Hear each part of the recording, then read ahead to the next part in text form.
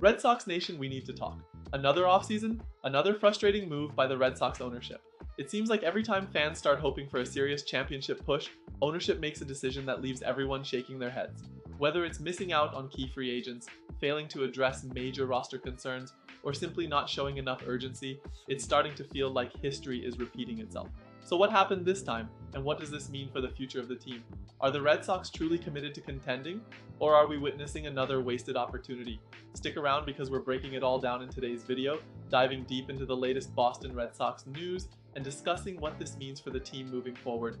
Before we dive in, make sure to subscribe and join the community as we push toward our next goal, 1,000 subscribers. Your support helps us bring you the latest Red Sox updates every day. Also, let me know in the comments, do you think the Red Sox ownership is making the right moves this offseason? Let's get into it. Welcome back, Red Sox fans. It's another day in the world of Boston baseball, and unfortunately, it's another day of frustration for many of us. If you're new here, this channel is all about bringing you the latest Red Sox news, breaking down every trade, signing, and front office decision with an in-depth look at what it really means for the team.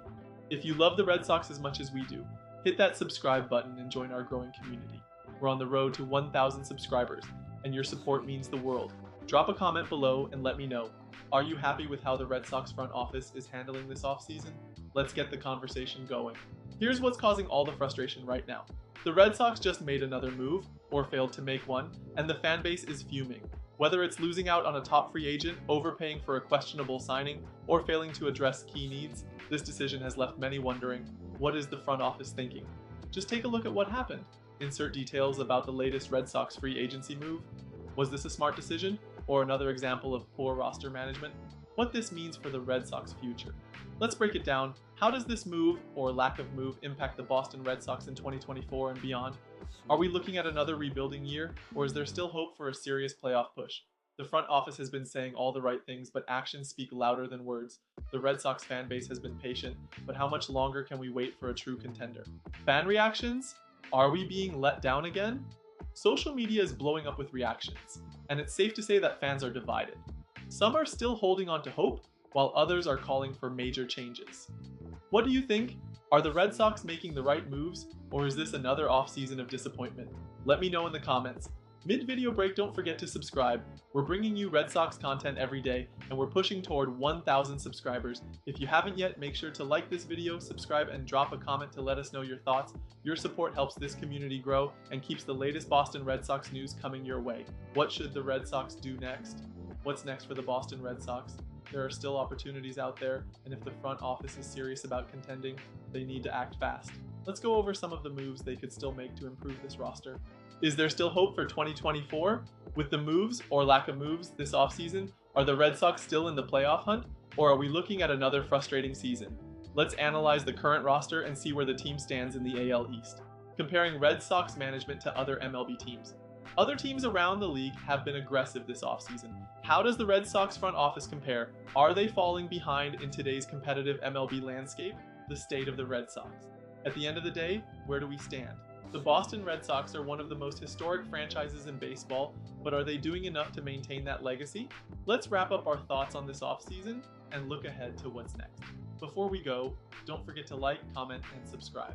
Your support helps us keep bringing you the latest Boston Red Sox updates and build an even bigger Red Sox community. Let's keep the conversation going in the comments. What do you think of the Red Sox front office right now? Let's talk about it. This expanded version ensures even higher audience retention, better engagement, and a stronger storytelling approach to keep viewers watching until the very end.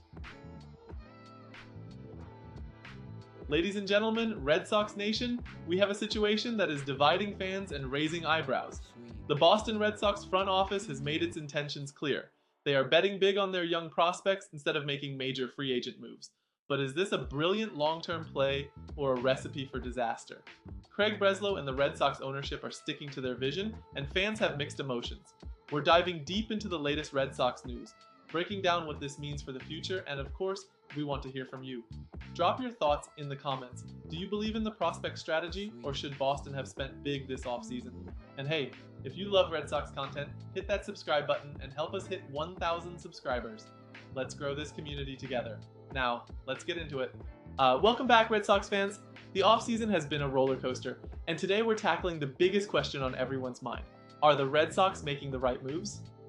With free agency in full swing, Boston's front office has taken an unconventional route, choosing to rely on young stars instead of making big money signings. This isn't just about money, it's about philosophy. Craig Breslow, the team's new chief baseball officer, believes in the Red Sox farm system. He's convinced that players like Roman Anthony, Marcelo Mayer, and Christian Campbell are the future.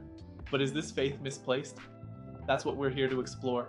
The frustration among fans is real. Boston had chances to land high-impact players, but instead, they opted for short-term, team-friendly deals. Why? What's the end game? That's exactly what we're breaking down today. But first, let's go back to where this all started. When the offseason began, expectations were sky-high.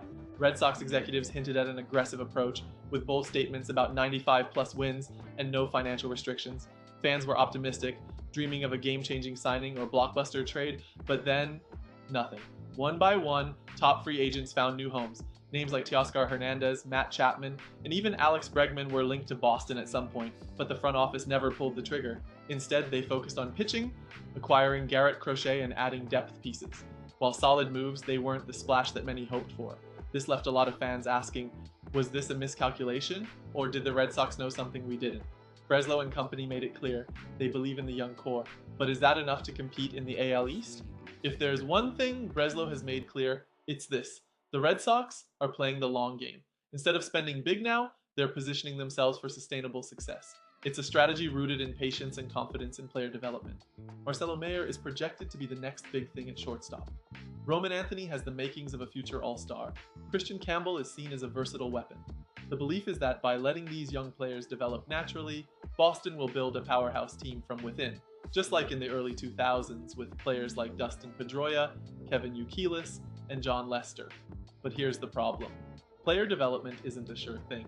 Some prospects flourish, others don't. If this gamble doesn't pay off, the Red Sox could find themselves stuck in mediocrity for years. Red Sox Nation is split. On one side, you have the optimists, fans who trust Breslow's vision and believe in the farm system.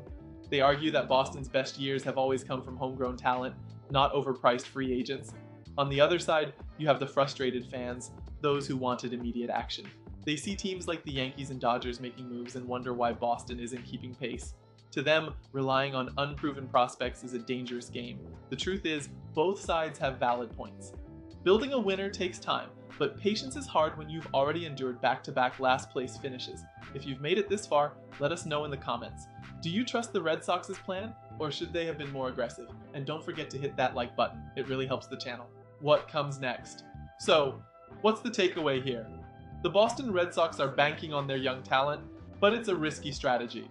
If players like Mayer, Anthony, and Campbell become stars, Breslow will look like a genius. But if they struggle, this offseason will be remembered as a massive missed opportunity. As fans, all we can do is watch and hope. Will this be the start of a Red Sox dynasty, or another frustrating chapter in the team's history? Time will tell. Now, we want to hear from you. Drop a comment with your thoughts on the Red Sox offseason. Do you support Breslow's plan, or do you think they should have done more? And before you go, make sure to like this video, subscribe to the channel, and help us reach our goal of 1,000 subscribers. Thanks for watching, and as always, go Sox!